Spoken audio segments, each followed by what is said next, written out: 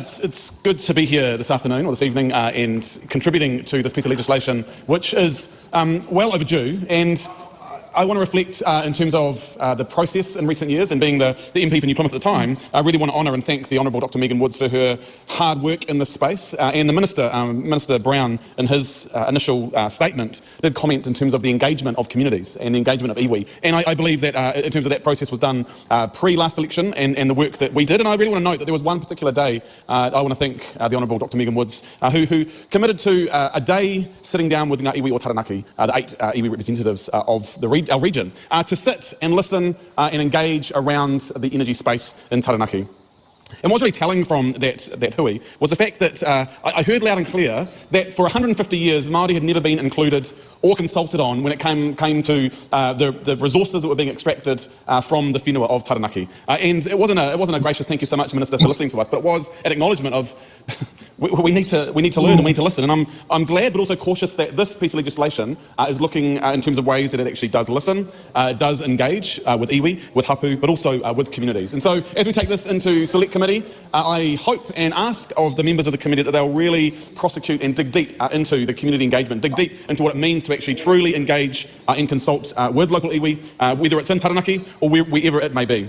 But we look at this legislation and it's around offshore renewable energy. It's not the offshore wind energy bill, it's the offshore renewable energy, because we know there's more than just wind blowing out there and what is possible when it comes to wave technology, even solar panels and other forms.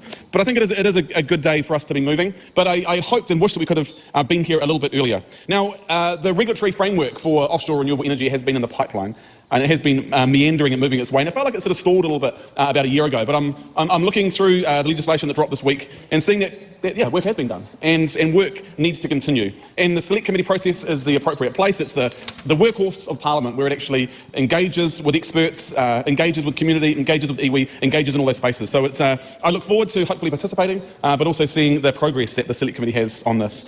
Mr Speaker, I do find it interesting that on the same day we passed the fast track approvals bill, which allows the option and the potential beginning of excavating and seabed mining off the South Taranaki coast. On the very same day it passes, we have this piece of legislation around the regulations for offshore renewable energy. And I find it so fascinating because, as has been said by previous speakers, the fact that Blue Float has up and left the country because of the uncertainty, not only of the regulatory regime, but also the fact that the space, the sweet spot for offshore wind in particular is in the same spot. And we have heard time and time again in this House that they are not compatible together. And the fact that we're allowing, on the one hand, a private business and a public piece of legislation to have the option of seabed mining, and then on the other hand we're saying, hey look, let's bring in this wonderful offshore energy regime that's going to change the world, but they can't coexist together. So the challenge for us is, how do we get this right to make sure that we can actually have options. And as Scott Willis said earlier, that this is about creating options for the future, that we have lots of consented onshore renewable energy projects. This is giving options with the potential of offshore, and Mr Speaker, this needs a robust and a very thorough select committee process to go. So, that sounds less seat-warmer speech.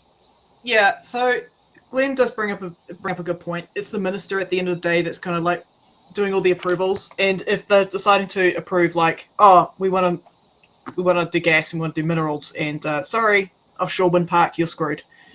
Yeah, that's a bit of a problem. It's like picking winners and losers. I can actually picture Simeon Brown green lighting sea mining and offshore wind farms in the same area. Oh yeah.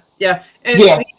The other common thread I'm getting to is that the need for iwi participation, which is like, cool, give them stocks in the companies. That's a good start.